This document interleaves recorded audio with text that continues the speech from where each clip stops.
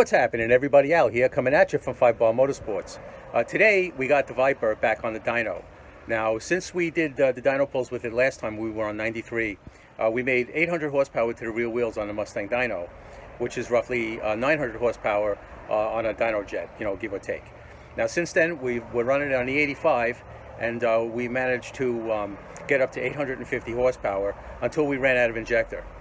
We discovered that the duty cycle was 125%, so we had to take out the ID 1000s and put in the ID 1300s. And Joe's doing some changes to the fuel map to get it right, and we're going to go inside and do some dyno pulls now. So let's go inside, let's go check it out.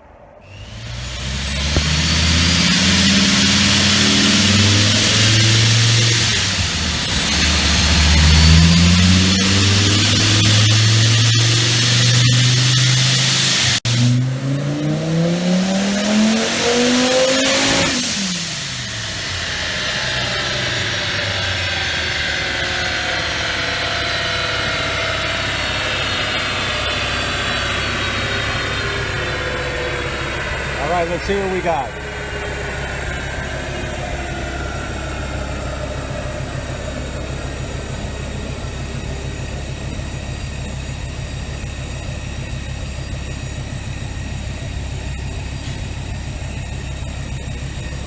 Okay, well, and there's the F1-X, co-charger F1-X.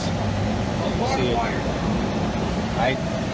Nice supercharger on this thing. I understand it's got a return style fuel system and a couple of other things.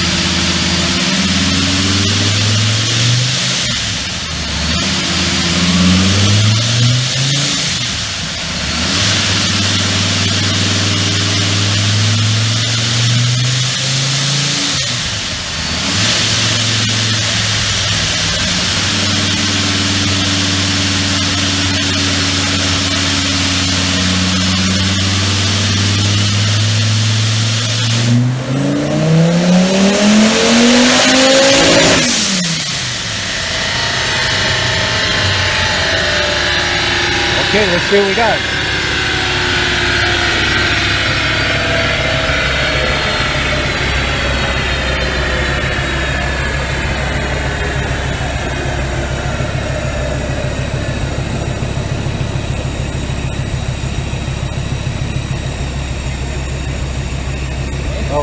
Okay, so you can see we're stepping up. 874 horsepower correction.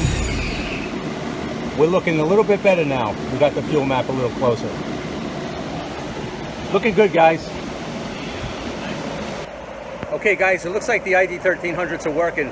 We just checked the data log and we found that we're still a little rich on top, and so we could actually lean it out and maybe give it a little bit more timing. But 874 to the rear wheels is pretty good. Now, that was on just about 12 pounds of boost at 6,600 RPM. And this is a stock engine, guys. This engine is completely stock. The whole bottom end, the valve train, the throttle bodies, everything is stock. The only thing that's modified on this car is the Pro Charger, the long tube exhaust, performance exhaust, and that's about it. So yeah, we're closing in on 900 horsepower to the rear wheels on a Mustang dyno.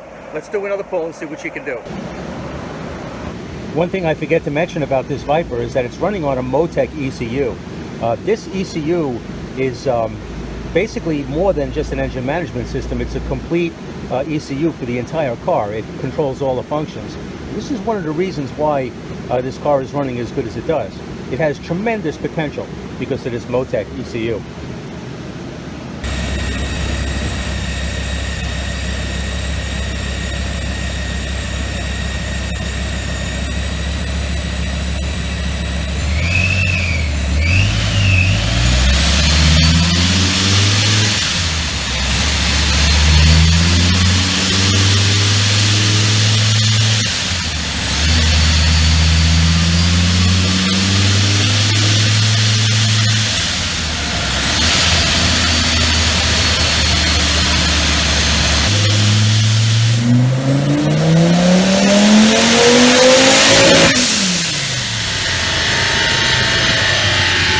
Man, that thing is loud.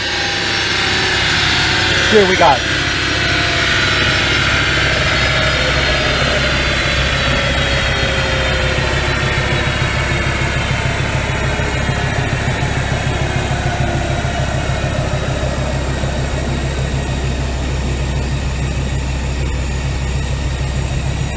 All right, we picked up a little bit. 883. We were shooting for 900. We got close. Good. Hey, there's something I want to show you about this F1-X. Check this out. We just did the dyno pull. You can touch this blower. This blower is hot, but you can touch it. Look, I'm holding my hand on it. Okay. Well, there you have it, guys. 883 horsepower to the rear wheels on Joe's Mustang dyno. Estimated dyno jet is something like 990 horsepower, something like that. Just shy of 1,000 horsepower, roughly, you might see on a dyno jet. So the numbers are looking really good, and the owner of this car is very happy. But just to summarize a little bit about what this car is all about, it's basically a stock motor. It's a stock bottom end, or basically a stock engine. It's got a return style fuel system on it. We're running on E-85. We've got ID 1300s in it right now, and the F1-X supercharger. And those pulls were basically on roughly 12 pounds of boost.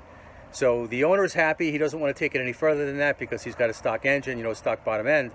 But this car is capable of a lot more power than this. That F1-X Pro Charger could probably crank 30 pounds of boost into this engine. So you can only imagine what kind of power you would make in a case like that.